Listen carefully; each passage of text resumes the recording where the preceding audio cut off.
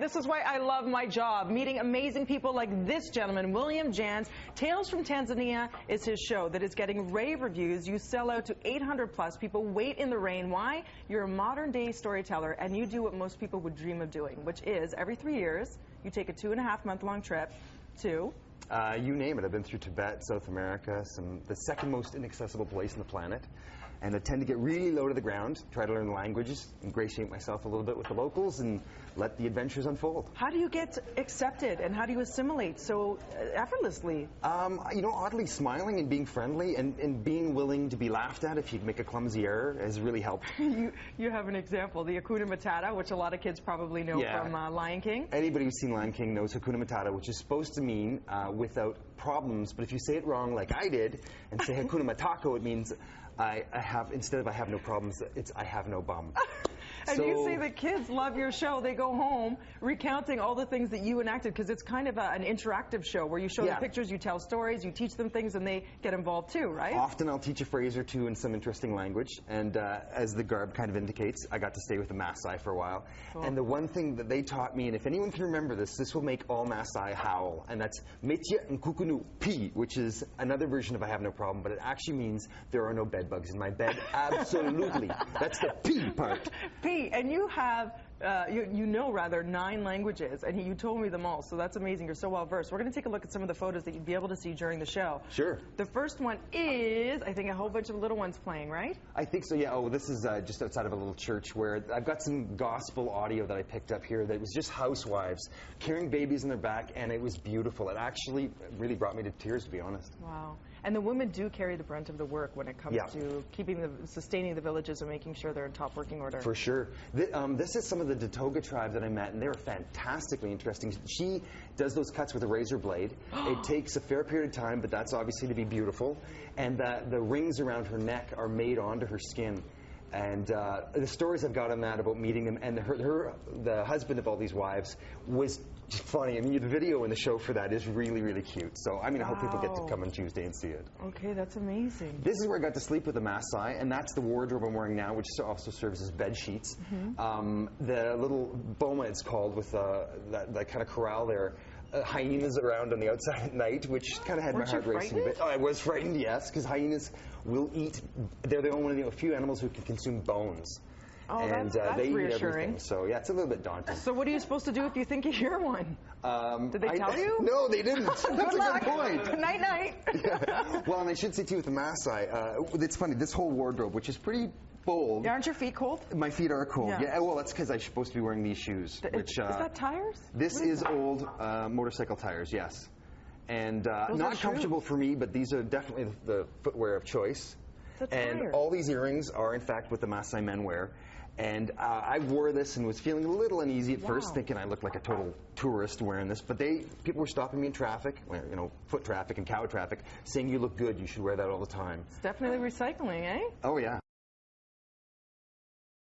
You're a fascinating man. I'm so glad you're putting this together. You really, it's amazing what you do. You really do entrench yourself in the culture so much so that you try things other people may think you're a little bit slightly crazy to do. Yeah. For example, breakfast. I heard you had a very interesting breakfast. Yeah, and where was it? I got to tell you, I still prefer Cheerios, but they actually sacrificed a goat for me, the Maasai, and consumed all of it right then and there. And in the same room with you. In the same room, yeah. And So the next morning, I had the honor of being able to eat some of the goat spinal cord, which had been cooked in fat all night. And yeah, I much prefer Cheerios. But hey, what are you you can't refuse that. You're still eating your vegetables instead, right? Well, no, that's the thing. The Maasai don't eat vegetables. I even got to ask them at one point, because I thought, you must have some vegetables. No, vegetables are for cows. Really? How about fruits? No.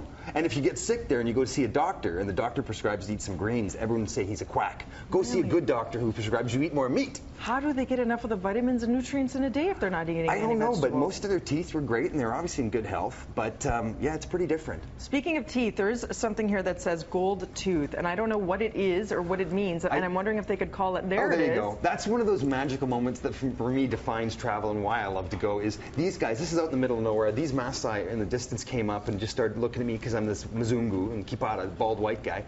And they saw this thing glinting in my mouth, which is my gold tooth, and the one was asking if I was born with it, and the other guy asked if it went right to the top of my head.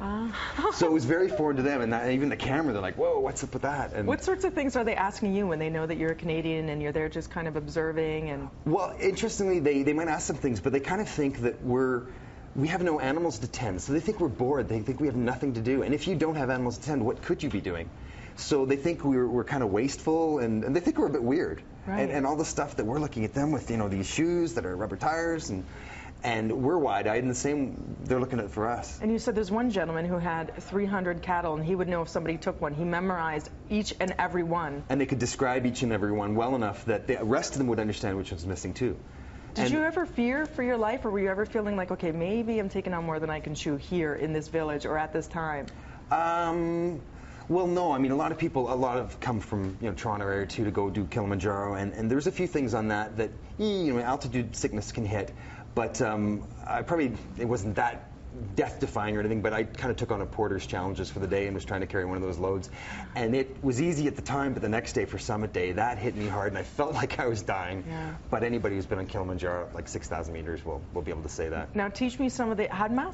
Hadza. They're like kind of like the Kalahari Bushmen. They speak with clicks, and I've got audio in the show of them talking, and it's pretty funny. But Matana Ik Ali is hello. So here's your chance. Matana Ik Ali. Well done. Okay. Oh yeah, you can even. Okay, that's good. That's and good. they do pops and everything. And actually, I was so amused by it after hearing so much. I actually introduced myself as William Jans. Yeah. And he was like, "Oh, okay, William Jans." And they were like, "William Jans." I love it. Thank you so much. We're going to take a look at one last picture as I give you information to the show. It is called Tales from Tanzania. It takes place tomorrow night. Bloor Cinema, 506 Bloor Street West. Doors open at 7:30. Show kicks off at 8. Get your tickets at the box office and website wrjphoto.com. You'll be in Ottawa on Friday as well, so if you can't catch them tomorrow night, make sure you do so. Head on over to Ottawa. It's a good reason to. Thank you so much for sharing that with me. Asante sana marafiki. Fantastic. Huh? Asante sana marafiki. Bless you.